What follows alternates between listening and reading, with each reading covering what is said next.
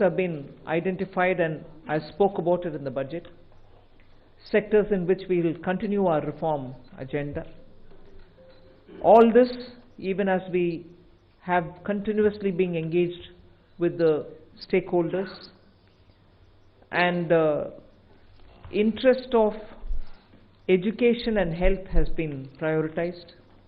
When we're talking about education, from a child in a daycare center, portion for women, lactating mothers, till the level of getting skilling done, and also for artificial intelligence and digital reading material for students and in school and colleges. Every aspect of education, and bringing in that dimension which is so critical for health. Daycare, cancer centers, and making sure more medical seats are available. These are kind of things with which I'm trying to highlight. The approach in this budget has been pointed on areas which definitely need immediate intervention, outlays, and action along with the states. So Vikasit Bharat is not just being described. I've given you also what we mean by Vikasit Bharat, or what is it that we expect to achieve for Vikasit Bharat. So this budget actually has given you several things on which you can understand how this economy is being planned to take forward a route towards Vikasit Bharat. Secretaries have joined me. All of them would also come in to explain or answer and give clarity and so on. But one thing which I certainly would like to highlight is responding to the voice of the people, which is what Prime Minister Modi is known for in his administration. It's a very responsive government.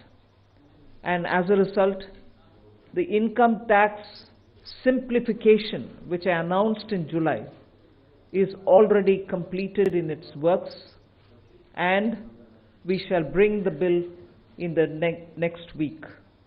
So the income tax simplification, about which in July budget I have gone in detail to say, the work is completed within 6 months is what I said. Within 6 months we've brought the bill. It will be coming into the parliament next week. So if we are talking of reform inclusive of taxation, the work is done. This budget also speaks about rationalization in customs. Tariffs are being brought down, tariffs are being simplified, and also the basket which consisted of so many different tariffs for so many different commodities are now reduced. 8 were taken off earlier, 8 has been taken off now. So whatever remains now, 7 I think remains, and that is all about India's tariff picture. So the usual narrative which goes on, saying is India being too heavy on tariffs? No, you find that we've drastically reduced and also simplified. So this budget has so many things for all of us to talk about. The more important thing about agriculture, which performed very well during COVID and which has contributed to India's food security, the proposals which are mentioned in this budget actually talk about everything to do with beads to bazaar, literally from the stage of seeds, hybrid seeds, climate resilient seeds, seeds which can give greater output, seeds which are going to be high yielding, all this together to the final point of India becoming the world's food basket. That's the definition I put in when I was talking about Vikasit Bharat. So we are making sure that India's agriculture gets the support across the board, whether it is on seeds, whether it is for skilling the farmers, whether it is rural prosperity, whether it is going to have agriculture and allied industries being set up in rural areas, and whether it is going to be farmers getting better and more loan with interest subvention, not just farmers, fishermen, and also dairy, meaning animal husbandry. So the picture for rural development and the picture for supporting agriculture is across the board, and that has been narrated. The second thing which I would want to highlight is the continued emphasis that we are giving since vote on account budget, July budget, and now on the MSMEs. whether it is giving them sovereign guaranteed loan, whether it is support during COVID, whether the definition being changed now for better, more inclusive growth in MSMEs, access to bank credit. So MSMEs have also been given greater emphasis. Together with this, I'd like to highlight the point that energy security has had greater attention in this budget. We've highlighted in July budget how even pump storage will have greater attention. Solar and wind and renewable energy has also been taking consistently good importance in our budgets. This time we are talking about the small modular reactors. I've also announced that there shall be 2 amendments, one to the Atomic Energy Act and the other one for the civil liability. All of this is going to help us attain energy security. Insurance sector's FDI limits have been enhanced. That is another important announcement. I'll end my opening statement with 2 things. There is no reduction in the public spending on capital expenditure. Let's put that up front. We continue to place emphasis on the multiplier effect that capital expenditure done by government has shown, has sustained us. We continue on that. And with all this, our fiscal prudence has aligned itself to the glide path that we announced in 2020-21. So we've kept ourselves in alignment. Fiscal prudence has been maintained. The next year, coming years, estimate is also been given. Well under 4.5 is what we had said earlier. We are also projecting the same. So this is just as an opening statement. There's a lot more to say, but as you all ask questions, so shall we answer. Thank you. Thank you, ma'am. 225. 225. Mic, please.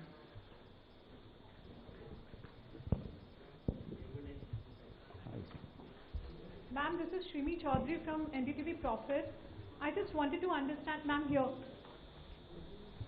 Ma'am, you said the new income tax bill will come next week.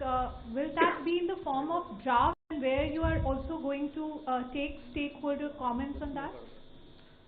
Yes, as a bill, any bill goes to the standing committee, and the standing committee will of course consult with so many stakeholders, and then it will come back to us, and if necessary, any more amendments if need to be brought in, we'll bring it in and take it forward in the House. So do we expect implementation in this in the fiscal year in FY23? Do you expect what? Do we expect the implementation of... Well, let it get passed. I hope it will get passed without much of a difficulty, but it is only after its passing. Sure, thank you. 35. Front.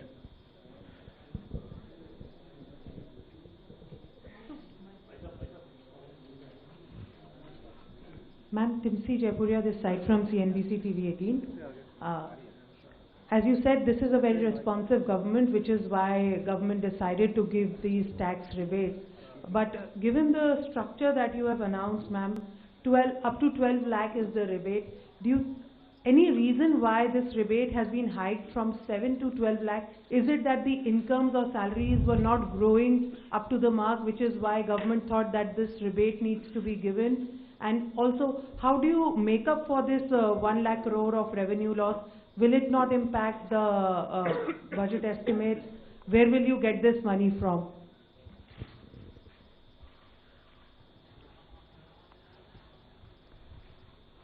I think the first question is, you said that this, when the incomes are not growing.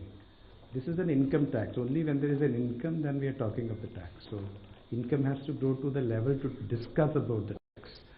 Now, why from 7 to 12 lakh? It is something like, it was earlier 2.2 lakhs. When 2014, it became 2.5 lakh, nobody is going to pay tax. Then there was a 2019 that, we said 5 lakhs, nobody is going to pay tax. And he said it was raised to 7 lakhs. And now it's being raised to 12 lakhs. So this is a perception that the government feels that, on the average 1 lakh per month, if you have, then you need not pay tax, which means that, we are doing it in 2 ways. One is we are reducing the slab rates, We are expanding the slabs. If you would have noticed, the slabs are now 0 to 4, 4 to the uniform slabs, and there is a gradualism. There was a thing when we had earlier 20%, then it was jumping to 30%. Now it is 20, we have introduced 25 also. So it is a gradual thing which has been done. Now this benefits every one of the taxpayers, because whatever benefits which has come from the slabs gets transmitted across. So therefore everyone gets a benefit. Now the second part, FM decided that, well, some people should get a little more benefit than merely slab rate reduction could have given. And so therefore an extra rebate. So slab rate reduction for everyone, and extra rebate for 7 lakhs were already getting it, now 7 to 5 lakhs more people have been added. So this is the philosophy behind it. And as you said, why you do it, I think we expect that all that money which they gave, it comes back to the economy in either consumption, savings or investments, in whatever way they choose to do. I just want to add to that. If you compare what we've done today with what prevailed in 2014 under the Congress government, what we are, most often the narrative is we should put money back in the hands of the people. I want to please give this comparison for your consideration. If you compare it with the 2014 tax rates under the Congress, for somebody who's earning 8 lakhs, nearly 1 lakh more money is in their pockets today because of the amendments that we brought in. Meaning, 1 lakh income tax in 2014 is 0 income tax now. So that money is going back to the people in their hands for those who are earning 8 lakhs. For those earning 12 lakhs, 2 lakh was the income tax in 2014 versus today 0 which is proposed. Meaning nearly 2 lakh more money in the pockets of people who are earning 12 lakh. Alright, did I stop it there? As Finance Secretary rightly said, across the board everybody is getting benefit because the rates have also been brought down. Not just the rebates being given to up to 12 lakhs. Rates for everybody is being brought down. As a result, take somebody who earns 24 lakhs in a year. The income tax on them in 2014 was 5.6 lakhs. 2014.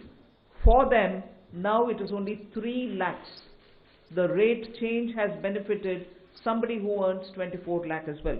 So 2.6 lakh rupees more in the pocket of people who are earning 24 lakh. So it is not just those who are up to 12 lakh because they are not paying any tax at all, because rebate is given to make up for the tax amount which they have to pay. It is not just up to 12 lakh.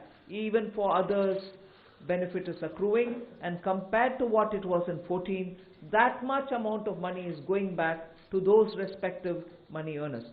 Just compare it with 24 tax rates, which is prevailing now, and what is being proposed.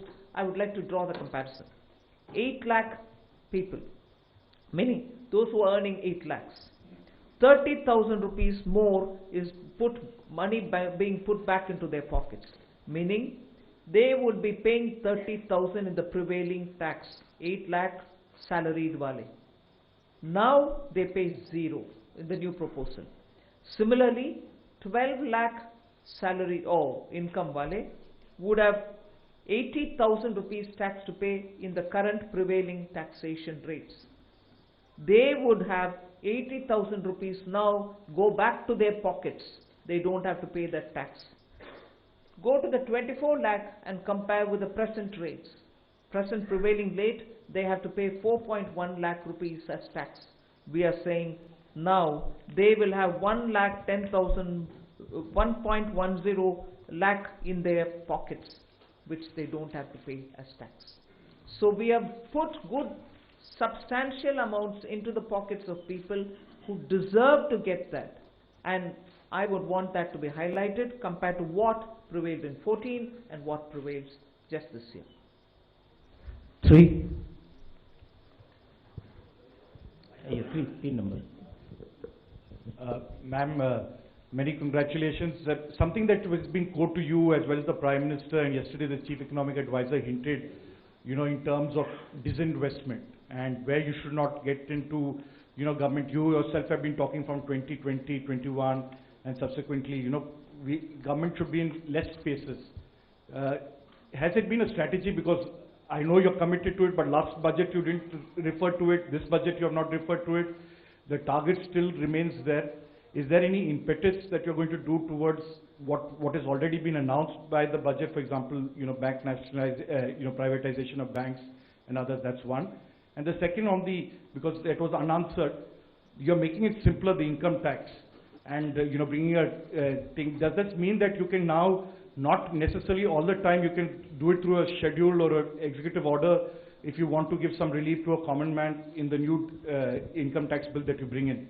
No, giving relief any time will have to go to the parliament, because if we are giving fiscal, relief to people, it has to have approval from the parliament. So but what the tax simplification really means is the complication in the language, the circuitous way in which they were explaining things, and adding too many exemptions. You will realize that when we brought in the new tax regime, we didn't want the old tax regime imitated or copied. In that, there are several exemptions given in the old regime. In the new, we didn't want to give any, because we wanted a simple, straightforward tax regime in which the rates can be brought down. That's what we've done even now. So the act itself had to be simplified. The attempt now is that. And on the disinvestment and... No, all that will continue. There won't be a relenting on any of this. On disinvestment, if I can add, you see, the last time July also the similar questions were asked. We have actually since then a value creation strategy, which was actually well explained at that time also. There is no disinvestment target per se. Disinvestment and dividend are both looked at together, because both are money and money is fungible. And it has got 5 elements. The first element is that we are saying CPSC's performance. The second is we say that we should have communication of performance. The third we say that the capex of the CPSC, which is important, as you know, in terms of accelerating growth.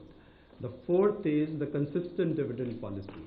And the fifth is there is a calibrated disinvestment strategy. And the disinvestment also is there. The listing is a part of disinvestment itself. So if you really look at it, both dividend and disinvestment is about 80 to 90,000 crore per annum are being raised, but in a manner which are beneficial to the minority shareholders who are there in all our listed companies. 65. Back side.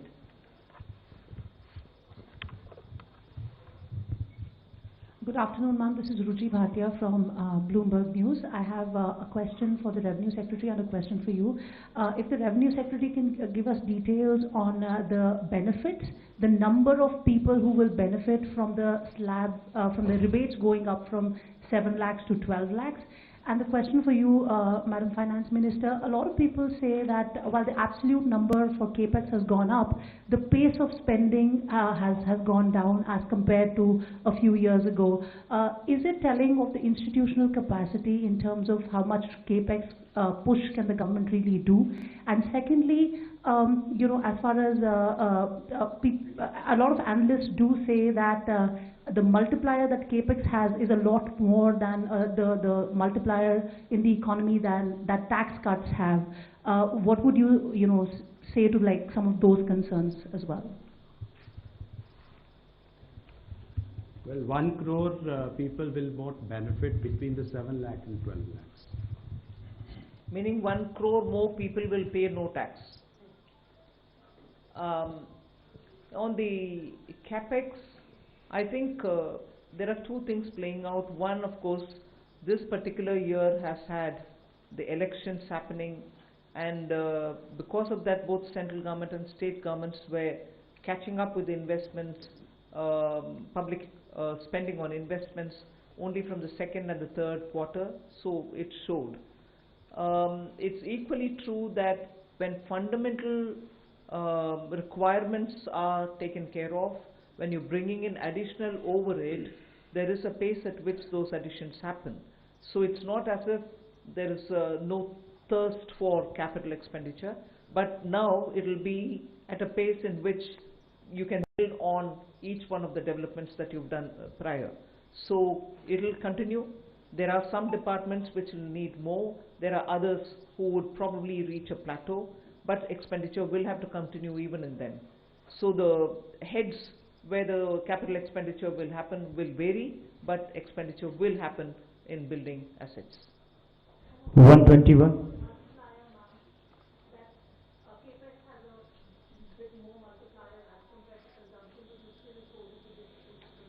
No, capex is also continuing. I have not foregone capex to give for revenue expenditure or consumption expenditure.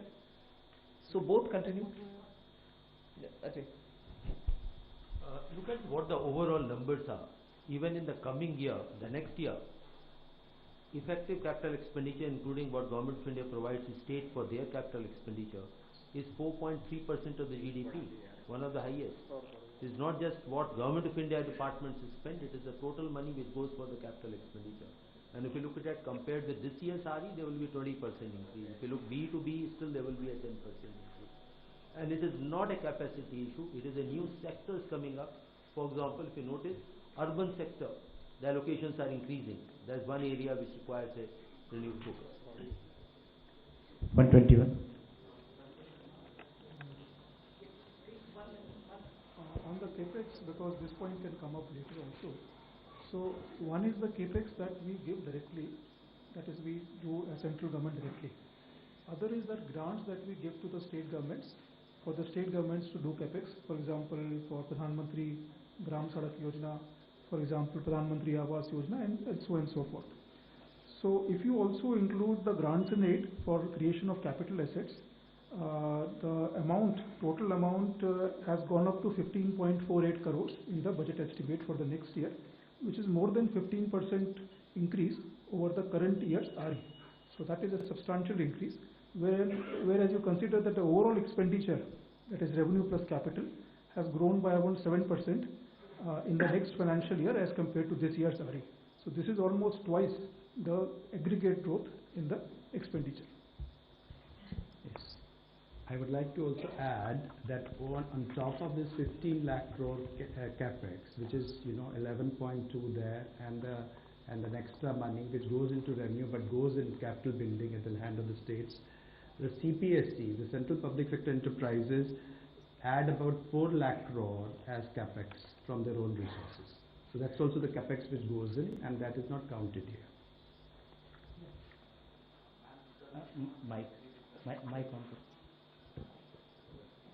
Tarun Sharma from Zee business. Ma'am मेरे दो सवाल हैं। एक, ma'am आपने insurance की जो FDI limit है वो 74 से 100% करिए, तो क्या मैम जो इंश्योरेंस अमेंडमेंट बिल था उसकी जो बाकी रिकमेंडेशन है उसको रिजेक्ट किया गया है, सिर्फ इसी को एक्सेप्ट किया है 74 से 100% का?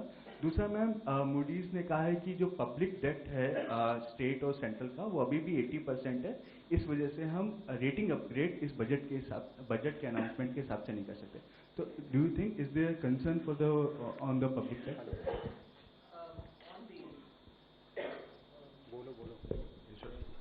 Yeah. See, now presently the insurance is 74%. Now, fundamentally, whether it's 74% or 100%, the material doesn't matter. What actually matters is the psychological feeling that they can actually own the company 100%.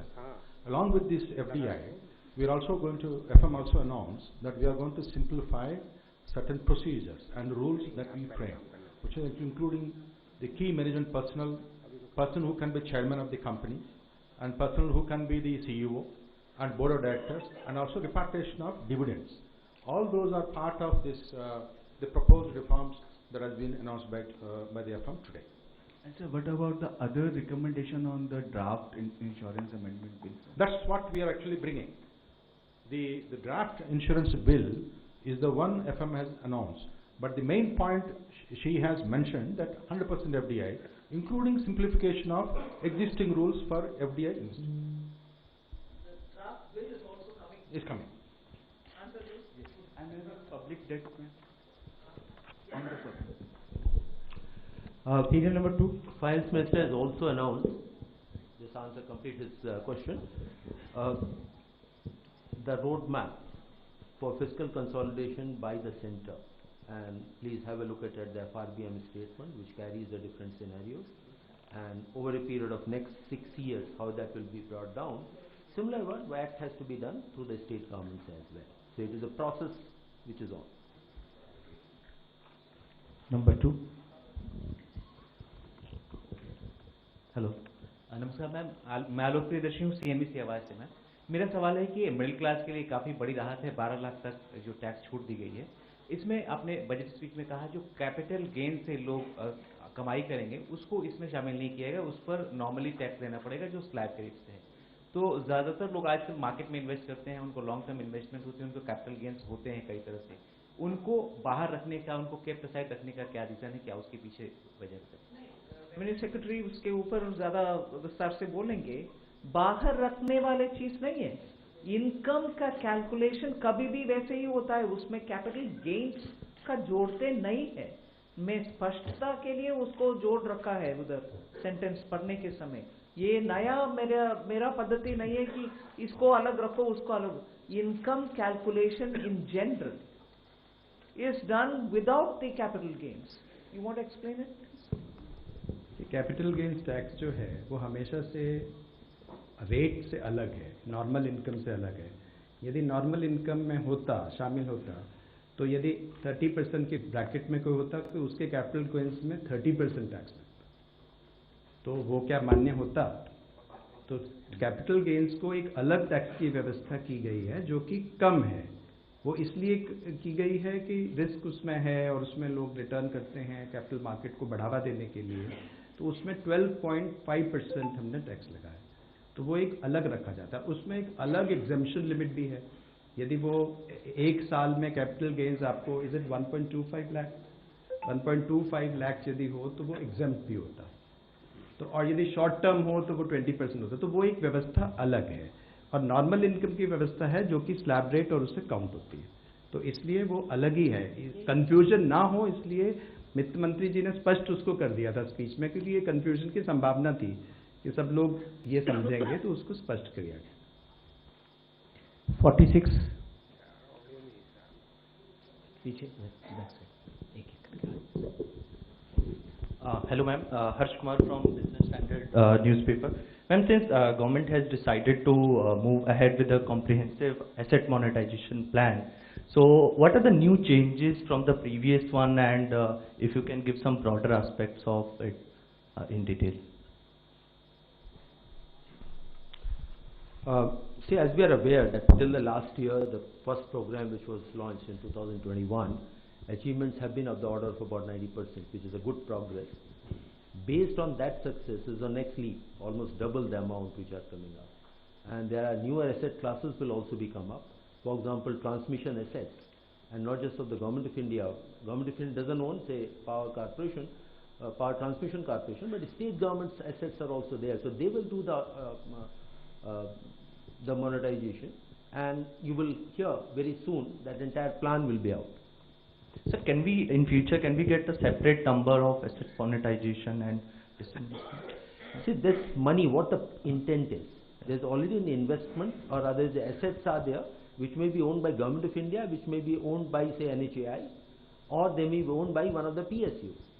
They disinvest, not disinvest, they monetize that asset and use that money to build a fresh or a new project and a new asset, plow back that money back into the economy.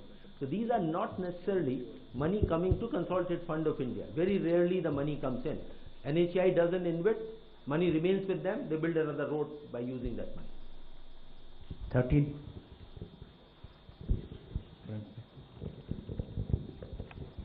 Hi ma'am, good afternoon. I am Kriti, I'm from Informist Media. So right now you just said that your fiscal prudence has finally aligned with your glide path that you had announced in FY21. This year you have given a new roadmap, so mentioned debt to GDP roadmap.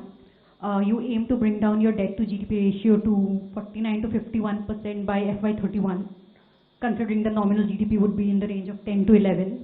So based on that, and you said that you will peg your fiscal deficit in a way that it goes on to bring down your debt to GDP ratio. So is there a rough estimation of what kind of fiscal deficit you may have by FY31? And secondly, on 31 when you aim to bring down your debt to GDP ratio. Secondly, on funding of fiscal deficit for the next fiscal year, you have brought down the borrowing from small savings from considerably low, it's 16% low from last year.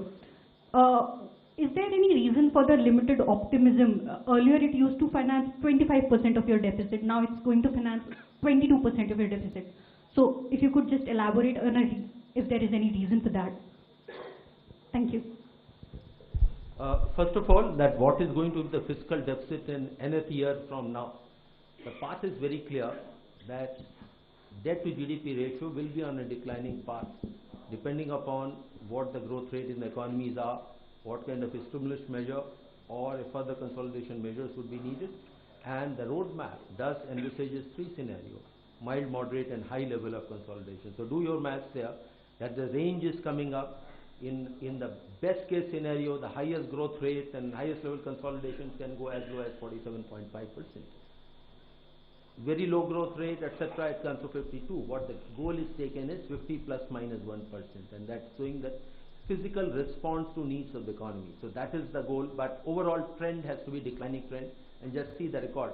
2021 Finance Minister announced will come down to 4.5 next year. This year we are 4.8, next year is 4.4. This is a track record, that's what we follow. Your next question? Small savings, borrowing small from small savings. Here the interest rate, if you notice in the last 2 to 2.5 years, are being set in a manner so that there's neither an incentive nor a disincentive to come to small savings. These are the numbers where we see the trend, and based on the trend we project it. What is being overall is being monitored and watched or set is the overall fiscal deficit. Overall is coming in small savings, less from the market.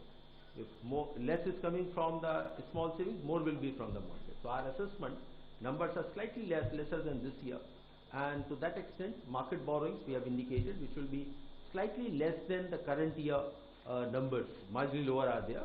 But if there were to be more inflow of small savings, to that extent market borrowings will go down. And as you are aware, we do set the calendar every half year. 51.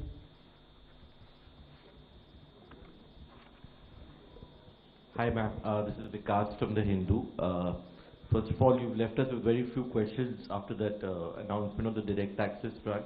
And you mentioned that there is a 1 lakh crore revenue foregone from that move, which is obviously going to help boost consumption and demand and private investment in turn. I wanted to get a sense of the mathematics behind the overall fiscal math that we worked out for next year. Because despite this tax relief, we are looking at a direct income tax as receipts as a part of gross tax receipts are likely to rise to 33.7% as per the revenue receipts plan, and which is the highest ever, and marks a significant increase over the 24-25 income tax receipts. So I wanted to understand what's what gives, how do you work this out? Because on one hand we are giving away significant relief. Where do we expect the gains from? I hope you're not suggesting we shouldn't have done this. Are you? I hope you're not suggesting that we shouldn't have done this income tax, giving money back to people through rebates and other ways. No, I'm just curious where we expect the buoyancy coming from. That's fine. All right. That's what I it was answered at that time. Anyway. Okay, let me just see.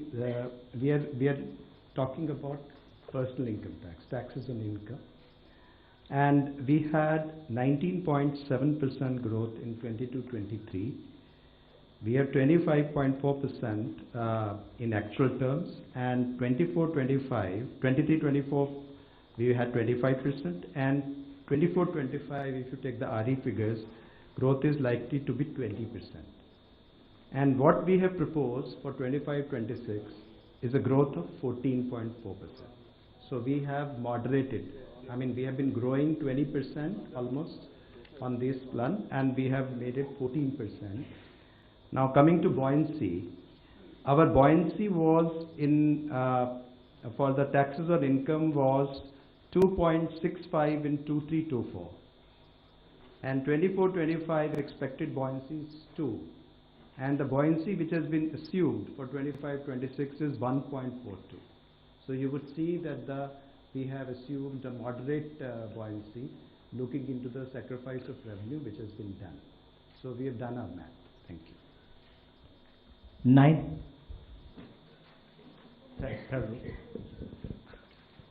Good evening, ma'am. Considering the government's measure to put अपना परिचय दे दो. sorry, this is Chetan from Business Today. Considering that the government's measure to put in more money into the hands of the public, are you trying to mitigate the impact of a possible Trump tariff trade wars from the US, or are you relying more on domestic production to ensure that Indians have a shield from the US trade wars if they happen to be so? Well, I don't think we've gone that far to justify this income tax rate reduction. We've responded to the voice of the people and also made our own assessments, and therefore we've given this. And I thought there was an allegation also that we didn't respond to what may come through the US administration's tariff whatever decisions. Well, I don't think these two are connected, at least in the way in which we like to believe it. You may want to give a different dimension, but no, we have not done it with that intent. 64 at the back. Madam नमस्कार, मैं महावीर सिंह बोल रहा हूँ, freelancing करता हूँ। आपने income tax में बड़ी राहत दी है, हम तो 10 लाख की उम्मीद कर रहे थे, आपने 12 लाख कर दिया एकदम। और मुझे लगता है कि क्या सरकार इनकम टैक्स रिजीम से हटकर एक्सपेंडिचर टैक्स रिजीम की तरफ जा रही है?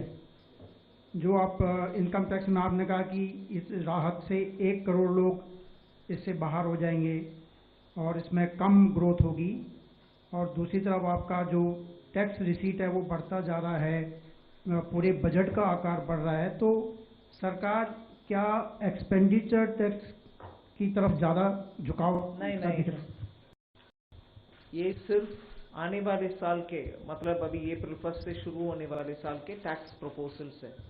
आप पिछले साल का रेवेन्यू को देख करके इससे ये कनेक्शन मत निकालिए। हम जनता के लिए, मिडिल क्लास के लिए राहत दिलाने के लिए प्रधानमंत्री जी के आदेश के अनुसार रेट रिडक्शन किया है, उतना ही है। 47. Just to add that to give you a data point, direct taxes are supposed to increase by 12.7% next year. Indirect tax, which is on the, say when people buy goods and services, is expected to increase by 8%. So that should answer your question. Yes.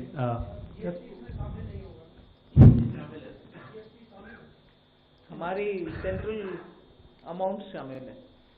एक इसी point पे और यदि हम देखें direct tax और indirect tax का ratio, तो वर्तमान साल में आरई में ये 1.39 है, मतलब डायरेक्ट टैक्स लगभग 139% है इनडायरेक्ट टैक्स का। अगले साल ये 145% है। तो जो आप कह रहे हैं उसका उल्टा है, डायरेक्ट टैक्सेस पे अधिक अगले साल राशि प्राप्त होगी as compare to indirect tax. और यदि हम देखा जाए बॉयंसी जो है वो इनडायरेक्ट टैक्सेस में 0.82 है, क्योंकि कस्टम्स जो है वो कोई अभी हमारे लिए एक रेवेन्यू का साधन नहीं है, वो एक बॉर्डर मेजर्स है, और बहुत समय में हमने ड्यूटी रिड्यूस भी की हैं, क्योंकि बहुत ज़्यादा हाई टैरिफ लगाने से भी उसके ठीक परिणाम नहीं, तो ये भी नहीं है। और CGST और सेस में हमारा जो बॉयंसी है वो सिर्फ 1.08 है, तो आप देखेंगे कि वो उसमें कोई एक्स्ट्रा हमारा करने का विचार नहीं है। Ma'am, Prakash Predashi from ET now. Yeah. The KCC limit has been enhanced to 5 lakh. So any assessment on how this decision will boost rural consumption? Secondly, ma'am, the budget document mentions something about sharing transaction details of crypto assets. If you could elaborate. Sharing transaction details of crypto assets. Okay. Nagaraj, you want to say on the KCC?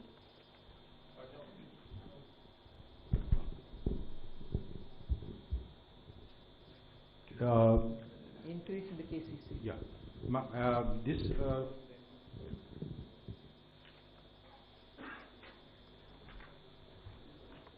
Let me respond to the question on the KCC. This is to enable those farmers who are doing commercial cropping, they require more more crop loans are required. It will facilitate them, and government will provide the interest subvention for them up to limit of 5 lakhs. It is not first to assist the farmer. It is not a measure to boost rural consumption. That is not the intent. Intent is farmer needed more crop loans. It is to facilitate that. That is the purpose. And 1 lakh if I it's been can add, decided long time ago. High time it was changed. The KCC loans are given at the 7% rate of interest. It's already subsidized by the government at 1.5%. Now, if the prompt repayment is there, there is 3% to the farmer. The effective rate of interest on KCC loans is only 4%. Now, with the current announcement by the FM, there will be almost about 26 crore additional budgetary impact for this KCC loan.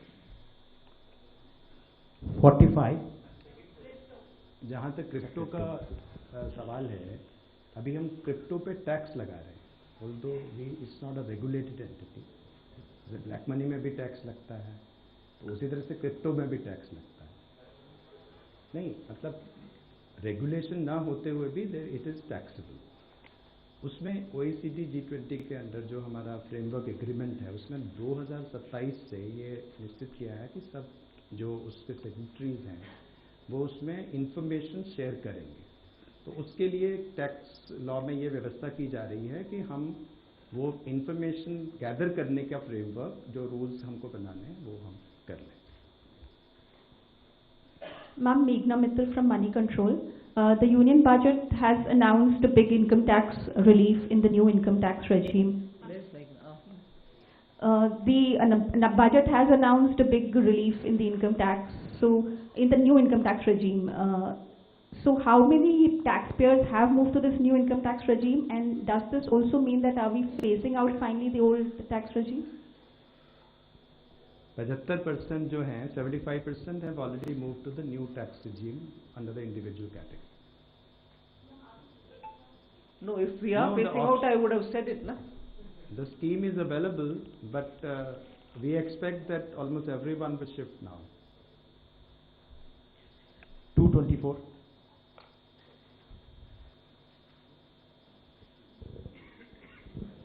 Good evening, ma'am. Shishir from Hindu Business Line. One of the popular scheme has been sovereign gold bond scheme.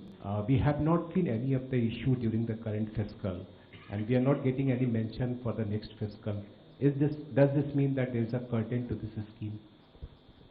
Well, yes, Ajay. Yes, in a way, but Ajay can give you the details. Yes. See, these are the decisions which are taken. What is the purpose is, one of course is to raise borrowings from the market for the purpose of financing the budget, and at some point of time whether this asset class is to be supported or not. But the conditions of the recent past with experience has been that this has been rather a fairly high cost of borrowings for the government. As a result, for the last several quarters, government has not chosen to follow that path. As and when a formal decision is there, you will get to know. 226. Let's see. We'll take 2 more questions. Hello, hi. After this. Ruchika Chakravanshi from Business Standard. Just 2 things. One, if you could elaborate on the BIT that you've said that it will be made investor friendly. So will it be in the line with what we have with the UAE? And one, there is an increase in the corporate tax revenues also that have been projected in the FY26 budget. So what is the reason for you to, why are you expecting like a revival in corporate tax, which has been a bit of concern? Well, on the BIT, I think I've stated the reason why we want to revamp it, to make it more investor friendly. Yes, I can understand you quoting UAE and asking whether it is going to be in line with that. UAE was a bit more than, it was 2016 plus, it was more than the 2016 version of the BIT. But there is no particular template that I am adhering to. We want to make it lots more robust and lots more investor friendly. 125. Ma'am, good afternoon. Karishma from Business Today. Congratulations to you and everybody. Ma'am, Manrega has again, it's seen a stagnant allocation in the last 2 years. Despite that, this year's FY25's utilization has already peaked until December. Do you expect a mid-year revision? And ma'am, a quick clarification on crypto. When is the DA-led crypto paper likely to be released? See, on Manrega, I think every year the same question is asked, and every year we answer the same question. It is a demand-driven program. If as a result of increased demand, a state or another state, a third state wants money because their demand has to be met, the RE shows the numbers and we increase it. But just because of that, it doesn't mean that my BE will have to be on the enhanced note. Every year the numbers, in fact every crop season, post the crop season, the numbers vary. So as a demand-driven program, we'll certainly respond to it as and when the numbers come. On the crypto, when is the DA paper likely to come? You'll get to know when it comes out. This is last 6 at the back.